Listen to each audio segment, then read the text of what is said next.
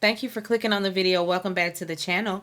This is another review for Love and Marriage Huntsville Season 5, Episode 10, Preaching to the Liar. Who y'all know these titles just tickle me each and every time because they're so cheesy. They're so cheesy. Picking up, with Melody addressing Destiny.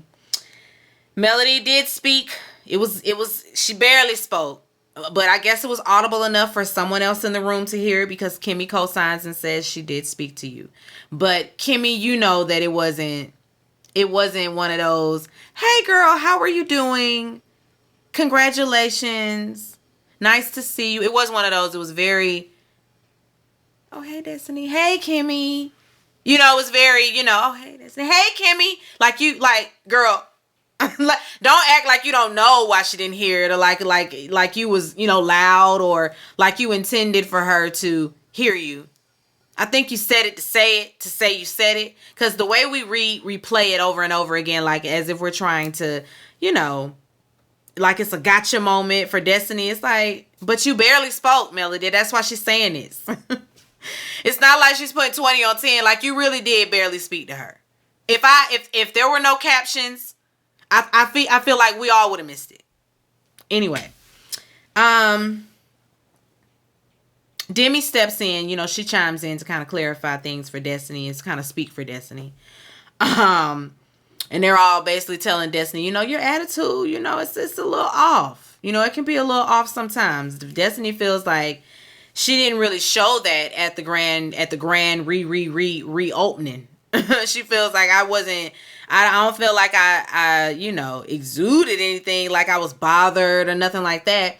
She felt like, she held it in. They're like, "Nah, girl, it was all over your face. It was all over your face." I don't even know why we talking about this, but anyway. Stormy asks, "Oh, so are y'all cool now?" And both of them are looking like, "Here we go again." Melody said, "I just want us to normalize people feeling how they feel. I respect how she feels. I hope she respects how I feel. We ain't got to be friends. I don't want to be her friend. She don't want to be my friend. Let's all normalize people being okay with not being friends. Like, be okay with the fact that I don't want to be her friend." It seems like Destiny and Melody came to that conclusion that they're okay with it just being a cordial situation. Like, I'll speak to you when I see you, but we are not hanging out. We don't talk on the phone like that no more. We're not friends. But when we're amongst the group, girl, I can coexist with you. We can kiki, but that's it. That's it. That's all. Don't expect anything deeper than that. Very surface level. They're good with that.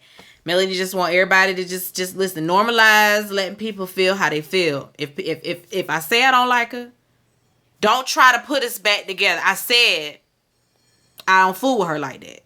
So, and we can all respect that.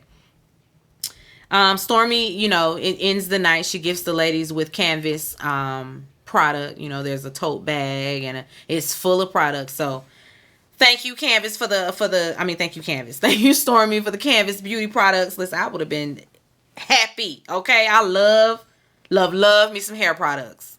Hair product junkie over here. I love a good hair product. Anyway, Kimmy and Melody, they end up like heading to the car at the same time, and Melody is like, "I just want to check in with you, like you kind of got a little teary eyed. Are you okay? Like, really, are you okay?" And Kimmy says, "I will be, and Melody asks if she wants to share, and she said, "Again, not right now. When I'm ready to share, we'll talk about it." And she starts choking up just even in that moment. Kimmy had me toe up the whole episode, honestly. So, I mean, suffice it to say, we already know that Kimmy is battling breast cancer right now. And I did not know that when I reviewed this for the episode 9. I did not know that. I didn't know what her results were. Even though we found out in this episode, I still didn't know what was going on with her in real time, and she is battling cancer right now. And I was just completely toe up about it because not my Kimmy. Kimmy, I feel like she's my favorite cast member, and it's a lot. It has a lot to do with I get Kimmy, I get her wholeheartedly. I get Kimmy. I see myself in Kimmy in a lot of ways, but I'm really bummed out about this diagnosis. But anyway, Um, she didn't share. She's not really ready to share, but she will when she's ready. All right, it's date night over there at the Scotts. Marceau done planned a little carpet picnic in the house, got his charcuterie board, all of that, all that. Tisha is pleasantly surprised that her man done stepped up. Marceau say, listen, you're deserving of a better husband, so I'm going to be a better man for you. You deserve. They talk about the retreat. You know, Marceau feels like, excuse me, he could take some of what Dr. Francis had to offer, but not everything. He don't really want to do the whole couples therapy anymore with him. He feels like Dr. Francis is very biased, like he's got issues with the men folk. He feel like all masculinity is toxic, and so Marceau can't rock with Dr. Francis. He feels like Dr. Francis be coming for the men. He feel like he's biased, like, for sure. And, you know, Tisha, oh, well, you know, if he don't want to go to this therapist, I'm going to find him a new therapist. Because as long as he agrees to couples therapy, Tisha go wherever Marceau want her to go. And if Marceau say X on Dr. Francis, then that's just what it is. She'll find somebody else. Anyway, Tisha, she changes the subject to the girls, you know, her daughters, they're coming of age. And so she wants to plan a period party for the girls, which is a great idea. Great idea. I wish that this is our generation thing because, well, maybe, I don't know. My mom, she showed me how to use a pad. After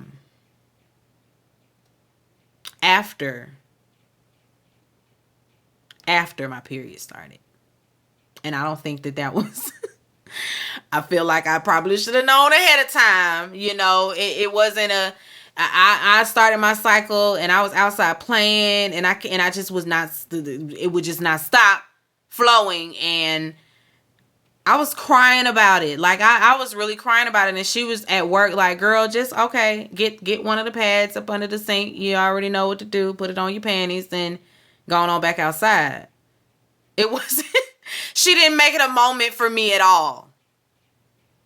Different generation, completely different. I don't knock her or nothing, but I'm just saying like completely, oh, don't you fall. Completely different generation. Whereas we're, you know, like, let's make light of it. You know, it's a beautiful thing, you know, your cycle coming on. I think with our parents' generation, their whole mindset is she can get pregnant. That was my daddy. My daddy found out he was having a girl, and that was his first response. Girls get pregnant. Completely different generation. Anyway, Marceau said he don't want no parts in the period party, and he shouldn't be there anyway, even though she encourages men to get as involved in it as women should, because there are single fathers out there. You know, Martell has girls, and he's you know, right now a single father, and so when they over there with their daddy, he should know what to do, you know. But anyway, every little girl needs to have her little pouch, you know, in her book bag, one in her book bag, in her locker, if she carries a purse, in her purse. You got to have, listen, it's pads and tampons in my car. Because I'm not finna be caught slipping. You just can't be caught slipping out here. Anyway, Kimmy and Maurice, they're headed to her biopsy appointment. Y'all, this is too heavy. I don't want to do this. I don't want to do this. I don't want to do this. Kimmy is scared. Very nervous. Very nervous. It's almost as if she knows. You know, like sometimes you know. I think that when you're somebody that is in relationship with God, you are in tune with yourself spiritually, with your spirit man and all of that. You discern things.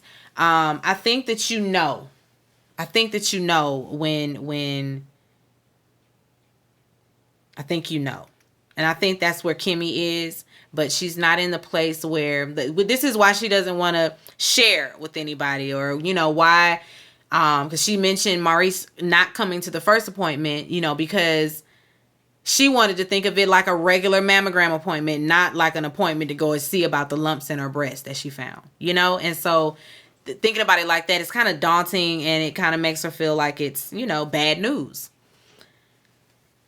Anyway, she going to go see about it. They say a prayer and everything, and she goes inside. Destiny, she's having a photo shoot for her single. Melody drops in, and she does some creative directing for her, whatever, and then they sit down and talk. We got to rehash the grand reopening. Of course, Destiny say, I ain't hear you speak. Melody say, well, I did speak. We going back and forth about this again. I don't understand. Destiny and both of them still have the same sentiments. Nothing's gonna change about this. Melody, she brings up the past, but it's like she keeps leaving out the fact that she's had issues with Destiny in the past, and she didn't share that with Destiny. Destiny was hearing it from other people, and I think that's where it broke down for her, is the fact that I was hearing you had beef with me and you couldn't even talk to me. I was texting you, you didn't say nothing. So that's where she is with it. They can go around and around and around all they want to. The fact remains, they not cool no more. It's never going to be the same. And they should just let it be what it is. Because they both got different versions of the same story. Destiny kind of blurts out, you love me, don't you? And Melody, she looks into the air to think about it. Production shows us their friendship over the years. And Melody, of course, it's like, yes, I love you. Of course I do. I miss the friendship, but basically she good on it for real, though. She missed the friendship, but I'm good on you. Destiny tells her, this was kind of like both of us went through a divorce together. We have that shared trauma. And then I felt like I was divorcing you, and friendship breakups, they hurt. I feel like they hurt worse. Have you ever been dumped by a friend? Whew, let me tell you. It's not something that you can easily get over. If this friend, this has happened to me twice in my adult life. I would say both of these relationships are they're not the same. We are not no, not the same. Not the same. They're not the same as they were, but I can definitely still be in a room with them, still be friends and cordial with them, still share my life, and what's going on with me with them. But as far as it being like it was, because we were like sisters, you can't get back there. You can't. But once you ghost me, we ain't going back. We ain't going back to the way we was, because you ghosted me, and I feel like you could do that again. And so, yes, it's a partial wall up. I'm looking over it like this. Hey, girl. So partial wall up. Anyway, Tisha's period party. We have the founder of Black Moms Blog. She's there to host. She brought with her an OBGYN as well as a nutritionist. This is a very positive event. Very, very, very, very necessary. They start with 3 affirmations. I am beautiful, I am strong, and my story is my own. I said, okay, let me jot that one. Put that one on the mirror. The OBGYN speaks first. She talks about, the anatomy of it all, and how we produce and how we even have a menstrual cycle, how it comes to be, and all of that, what the menstrual cycle is, all that. The nutritionist, she speaks about what we're eating and how it contributes to what type of cycle you're going to have, which is very, very true. She and her husband kind of did some type of experiment. She didn't say which fast food restaurant this was, but we all know. She was talking about McDonald's. We all know she was talking about McDonald's when she pulled out her food that did not mold, did not, spoil at all. It just kind of shrunk in size. But she's had the food since 2006. It's 2022. And the food's still intact, ain't no mold in it. And so imagine what that is in your body and how that digests in your body. And so, yeah, lay off all of that and you might not have cramps like that. You might not, your cramps, your cycles might not be as harsh. You got to watch your diet. Then there are these two girls, these twin girls, who are not much older than Tisha's daughters. They have a business where they give out menstrual products, little baggies. Like I said, the kind of like a care package of menstrual products for the girls. And so they pass those out. It's a nice event. Maurice comes in there, and you can tell it's serious. He's not really joking around about anything. He pulls her outside to talk. Kimmy is out there waiting. Tisha comes out there. It's kind of awkward because she don't even know what she's about to walk into, because she coming out there complimenting them on their outfits and how good they look and da da da da, and they're all like, yeah, I know. Yeah. Because it's finna be some heavy news to follow.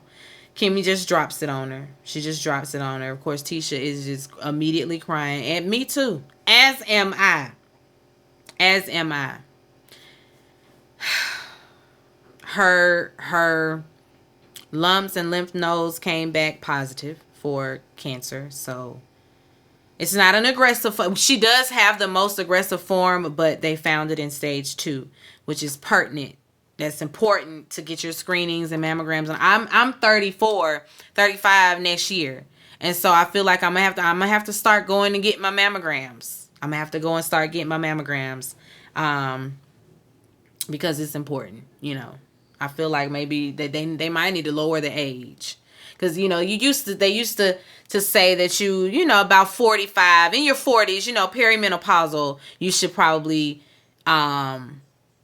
start to do mammograms. But girls are getting breast cancer younger and younger.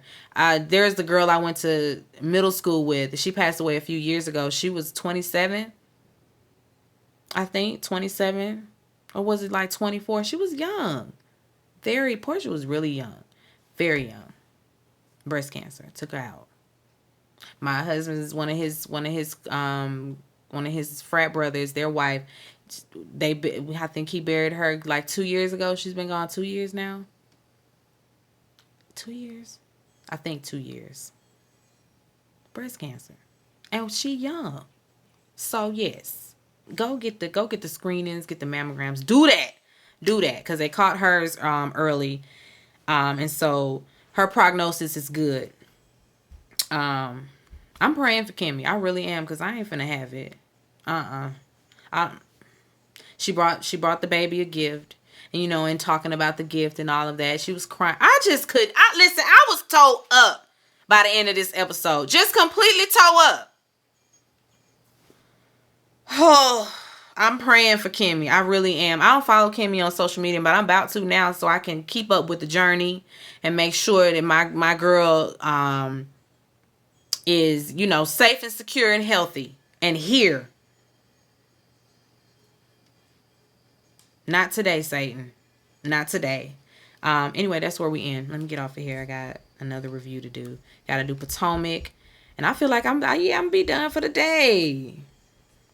I still got to watch American Horror Story. Y'all don't care about that over here, but still. I still have notes to take and shit to do.